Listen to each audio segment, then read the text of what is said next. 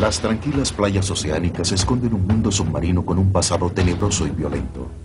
Verdaderos monstruos rondaban por estas profundidades y luego desaparecieron, dejando tras de sí sorprendentes pruebas de su existencia. Hoy día los paleontólogos hacen revelaciones acerca de estos misteriosos y espeluznantes monstruos que alguna vez surcaron los mares.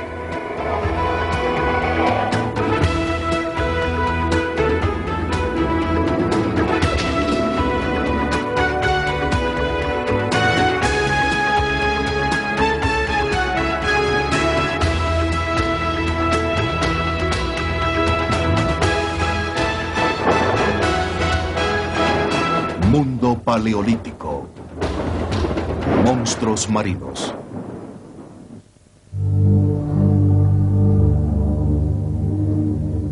En el océano, la seguridad siempre ha sido una ilusión. La muerte llega sin prevención o misericordia. Un ataque se inicia con una velocidad arrolladora. Dientes muy agudos destrozan la piel hasta llegar al hueso. Increíblemente, estos depredadores, como el tiburón actual, no son ni reflejo de las criaturas que antes aterrorizaban los mares.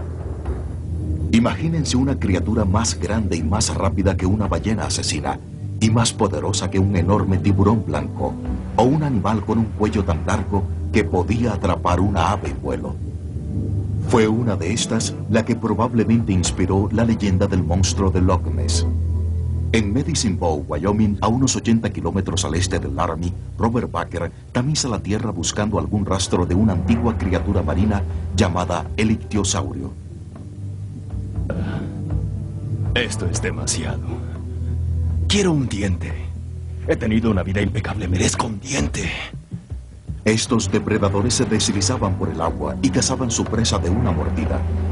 Mientras los dinosaurios rigieron sobre la Tierra desde hace 245 y hasta 65 millones de años, los reptiles reinaron en los mares. Irónicamente, sus antecesores vivían sobre la Tierra y acechaban a sus víctimas sobre 4 patas, pero las presiones para sobrevivir los obligaron a adaptarse a la vida marina. La razón por la cual estos animales dejaron su vida terrestre por la marina debe haber sido por la presión de sus propios familiares. Si uno nace reptil o nace león, uno crece junto a sus hermanos, sus tíos y tías, y todos están buscando su presa. Todos buscan una madriguera, un hábitat, su propio territorio, y lo empujan a uno. La evolución es una fuerza que empuja hacia afuera. Bueno, si uno vive sobre la tierra, una de las maneras de hacerlo es salir y evolucionar en el agua. Y es casi seguro que esta sea la razón por la cual estos individuos fueron hacia el agua a comienzos de la edad de los reptiles. Hace 245 millones de años, al comienzo de la llamada Edad Mesozoica, la era de los reptiles, los continentes estaban agrupados. Aguas ricas en nutrientes rodeaban la Tierra, creando un océano global llamado Tetis.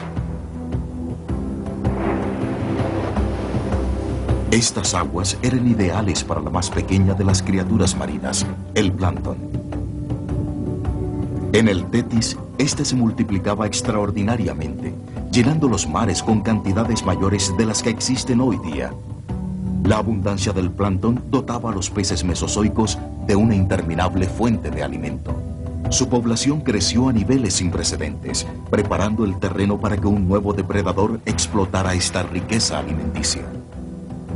Por primera vez, los reptiles con cuerpos sólidos y poderosas mandíbulas asumieron el control de los mares. Hace 220 millones de años, esta bella y remota cordillera en la parte central de la Columbia Británica yacía en el fondo del mar. Desde 1987, Chris McGowan, del Museo Real de Ontario, ha estado viniendo aquí cada primavera en búsqueda del primero de los antiguos monstruos marinos.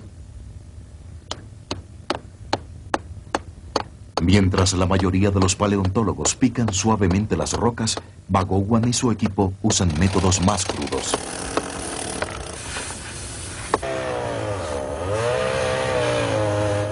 El suelo es duro y cede poco. La roca tiene que ser removida por capas y durante el proceso el equipo tiene que mantener aguda visión. Un pedazo de una roca puede ser un descubrimiento significativo, Una pista hacia las extrañas y fantásticas criaturas que nadaban en los antiguos océanos. A primera vista no lo parecen, pero estos fragmentos curtidos por la intemperie son los huesos petrificados de un reptil parecido al delfín llamado el ictiosaurio. Todos saben algo de los dinosaurios, muy poco de los ictiosaurios. Un animal mucho mejor que los dinosaurios. Estos vivían en la tierra, los otros en el mar. El primer fósil de un reptil marino fue descubierto en Inglaterra en 1811, más de una década antes de que el primer dinosaurio fuera presentado al mundo. Como no era un pez en su totalidad, como dijo un observador, a la criatura le dieron el nombre de ictiosaurio, que significa pez lagarto. Sus poderosas aletas, patas y cola los propulsaban en el agua. Podían conseguir velocidades de hasta 75 kilómetros por hora, la velocidad de un motor moderno. Como descendían de los reptiles terrestres, necesitaban respirar aire, así que tenían ventanas nasales en sus trompas. Sus mandíbulas repletas de dientes muy afilados los hacían unos depredadores muy temidos. Algunos tenían el tamaño de un salmón, otros eran tan grandes como una ballena. Su característica más prominente eran sus enormes ojos, del tamaño de un melón, para poder cazar durante los atardeceres o en aguas oscuras. Los ictiosaurios fueron los primeros en aprovecharse de la enorme fuente de alimento en los océanos. Al principio nadie retaba su dominio, cosechaban los mares deleitándose con los calamares y las amonitas gigantes, un crustáceo de 1 metro de diámetro. Pero los ictiosaurios pudieron haber tenido una dieta que incluía a sus propios congéneres. Durante unos cuantos años se debatió si esto era una evidencia de canibalismo, pero es seguro que ellos son reales, individuos que pertenecen al animal que los contiene. Son, por cierto, bebés. Y existe un espécimen muy famoso. Hay un bebé en el proceso de nacer en el momento de su muerte. Yo creo que este es un nacimiento post-mortem. Esto sucede con los animales que después de muertos se descomponen. La presión del gas que existe en el abdomen empuja el feto hacia afuera. Puesto que los reptiles ponen huevos, la evidencia de un nacimiento vivo demuestra que también adaptados estaban a la vida marina, estos animales que antes habían vivido sobre la tierra. Aunque todavía necesitaban respirar aire, los pequeños ictiosaurios nacían bajo el agua. Con cada nueva generación, la forma inicial del ictiosaurio también comenzaba a cambiar. Durante 100 millones de años perdieron su fuerte forma reptil y cambiaron a una silueta más aerodinámica, en forma de bala, especial para la velocidad, un diseño que la naturaleza reproduce con el delfín nariz de botella. La razón del cambio era la nueva competencia. Otros reptiles que retrocedían de las guerras terrestres contra los dinosaurios se estaban mudando a los océanos. Con estos llegarían nuevas formas de matar y de cazar. La batalla por el dominio de los mares apenas comenzaba.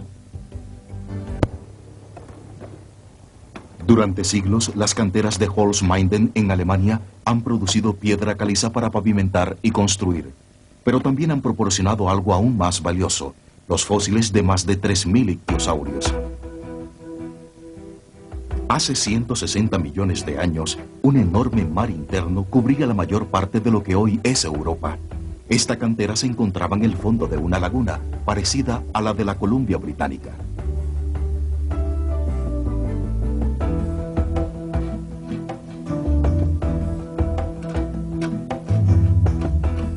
Cuando una criatura marina moría, los gases del proceso de descomposición elevaban el cuerpo a la superficie. El cadáver era arrastrado hasta las playas, se desintegraba o era devorado. Pero una que otra vez, uno de los cuerpos se hundía hasta el fondo del mar. Ahí, durante un largo proceso de sedimentación, se llevarían a cabo varias fases de fosilización, hasta que los huesos se petrificaban en la caliza, que hoy se conoce como las pizarras de Poseidón, en el sur de Alemania, y que durante muchos años han proporcionado unos descubrimientos espectaculares. El Museo Hauff, en la cercana ciudad de Stuttgart, exhibe algunos de los mejores fósiles, incluyendo un reptil marino, el plesiosaurio.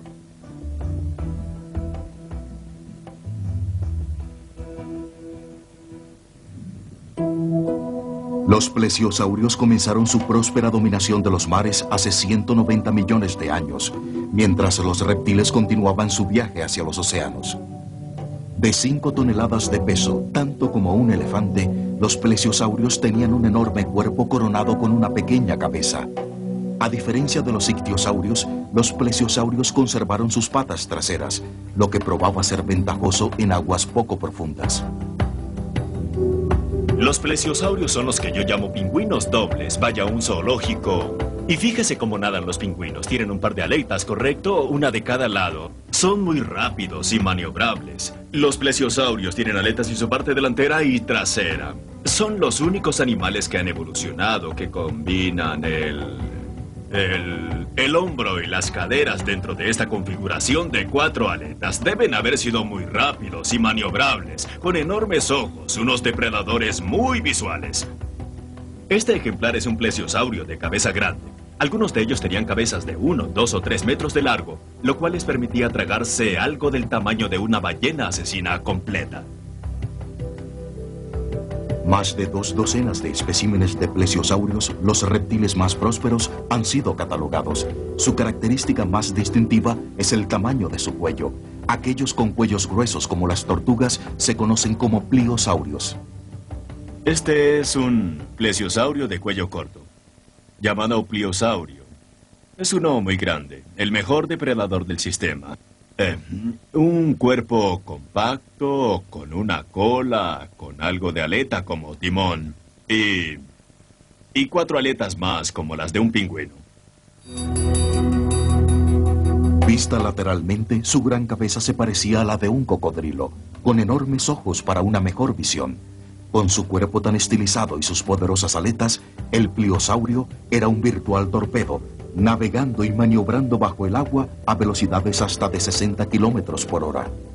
Hace 130 millones de años, en la primera parte del Cretácico, los pliosaurios crecieron hasta tamaños increíbles. El más grande era el cromosaurio.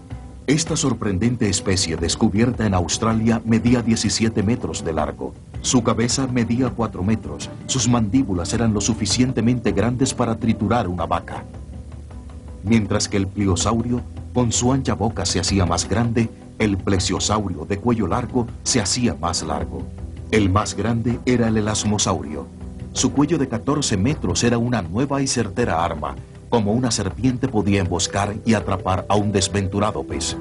A diferencia del ictiosaurio, que había perdido la habilidad de dejar los océanos, los plesiosaurios pueden haber pasado parte del tiempo sobre la Tierra. Su estructura ósea sugiere que eran anfibios. Su anatomía era similar a la de las tortugas marinas actuales. Tenían un ancho y extenso cuerpo sobre una región estomacal ósea. Con sus fuertes patas traseras pueden haberse arrastrado a tierra para desovar. Esta habilidad de escaparse a tierra por cortos periodos de tiempo puede haber sido su única defensa en contra de otro monstruo, pues un enemigo aún más letal acechaba en el mar hace más de 130 millones de años. El cráneo perteneció a un Mosasaurio Maximus. Eran más grandes que los plesiosaurios. Si alguna vez existió un dragón, este lo fue.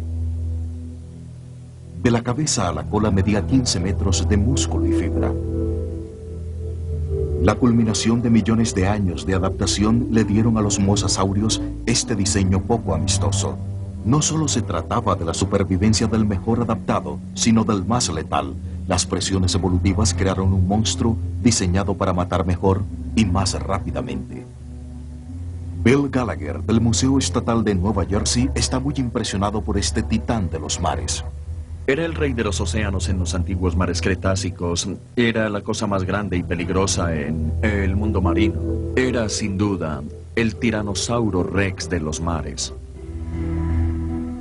Los cráneos de los mosasaurios estaban dotados de largos y puntiagudos dientes como una sierra. Además, tenían articulaciones que le permitían flexionar aún más sus mandíbulas, dislocándolas momentáneamente para poder morder un enorme pedazo de carne o para engullir su presa completa. Sus poderosos músculos mandibulares se cerrarían entonces, acabando con la vida de su presa. Pero eso no es todo. Dentro de la boca y en la parte trasera de la región de la cabeza está esta serie de dientes en una dorsal separada, así que no solo tenía estos dientes exteriores, sino que además dentro del cráneo había otro grupo, y esto lo convertía en el monstruo de la película Alien de su época.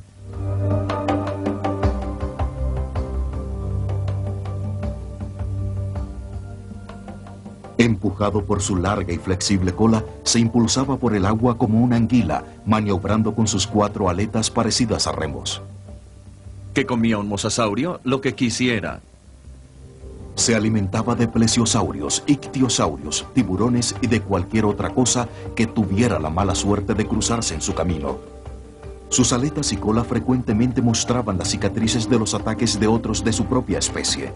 Los mosasaurios evolucionaron en una variedad de tamaños y formas, desde el ágil platecarpio de 5 metros hasta el intimidante Mosasaurio maximus, que medía hasta 15 metros.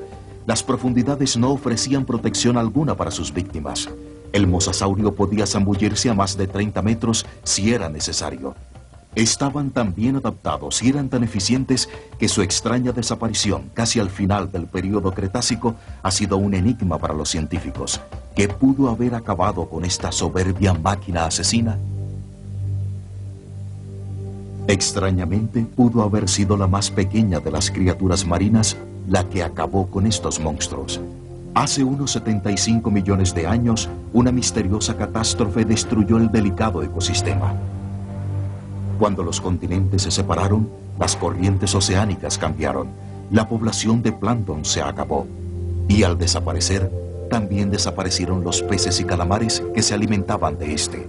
Los mosasaurios y plesiosaurios que dependían de esta bonanza también comenzaron a desaparecer. Estos enormes reptiles marinos se extinguieron por inanición. Esta indigna desaparición abrió el camino para que criaturas más pequeñas reclamaran así los océanos. Pero no necesariamente se convirtieron en lugares más seguros. Los predios de caza estaban listos para un nuevo asesino, más grande y mortífero que cualquiera que lo hubiera precedido. En la película Tiburón, un enorme tiburón blanco mantiene como rehén a todo un pueblo costero de Nueva Inglaterra. De 7 metros de largo, el protagonista era lo suficientemente grande para aterrorizar a millones de cineastas. Pero hace 25 millones de años, un pariente del gran tiburón blanco navegaba los mares. Aunque ya extinto, el megalodonte hacía que el gran tiburón blanco pareciera un enano. La similitud no se puede negar. Aunque restos de estos monstruos se han encontrado por todo el mundo, el doctor Michael Gottfried, del Museo Marino Calvert, ha estado buscando fósiles de megalodonte en las orillas de la bahía de Chesapeake. El megalodonte o tiburón megadientes, como a veces nos gusta llamarlo, probablemente creció hasta más de 18 metros de largo. Esto lo estimamos por el tamaño de sus dientes, comparándolo con el tamaño de los dientes de un tiburón blanco actual. Así que medía por lo menos 19 metros y tal vez pesaba más de 50 toneladas. Si hablamos en términos humanos, eso es como el tamaño de un autobús y aproximadamente con el peso de 7 u 8 tiranosaurus rex. Son como el epítome de la evolución de los tiburones depredadores, los tiburones más grandes y más malos que hayan existido. Su modelo de este gigante está en una escala de 1/8 del tamaño real. Un solo diente de la boca de este gigante medía 15 centímetros de largo y 12,5 en su base. Los dientes del megalodonte son increíblemente afilados, y es que no solamente eran afilados por todas partes, sino que también eran aserrados como un cuchillo para carne. Así que no solo cortaban por su filo, sino que también aserraban para cortar la carne y llegar hasta el hueso. Y se encontraron pedazos de algunas puntas de estos dientes rotos en los huesos de las ballenas, así que sabemos que eran capaces de atravesar la piel hasta los músculos y después los huesos.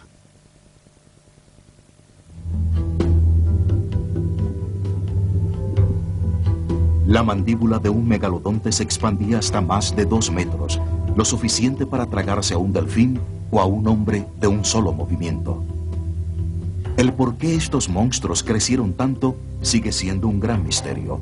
Una de las respuestas podría ser porque se alimentaban de grandes criaturas como ballenas y delfines.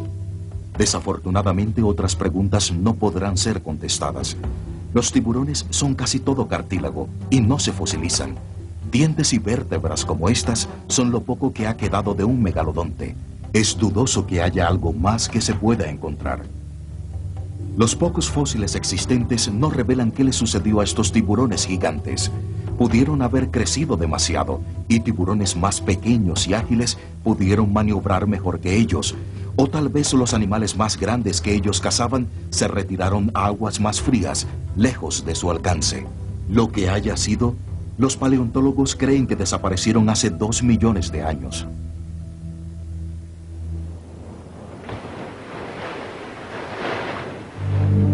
Idos para siempre están los monstruos del Mesozoico, que perturbaban nuestro sueño y alimentaban nuestra imaginación. El ictiosaurio, parecido al delfín, el plesiosaurio, de cuello largo, y el horrendo musasaurio, ya se han convertido en polvo. Sus frágiles fósiles, lentamente extraídos de la tierra, son testigos de su antiguo dominio submarino. También se han ido los enormes y amenazantes megalodontes que lo siguieron, cuyos descendientes son los actuales amos del mar, los tiburones.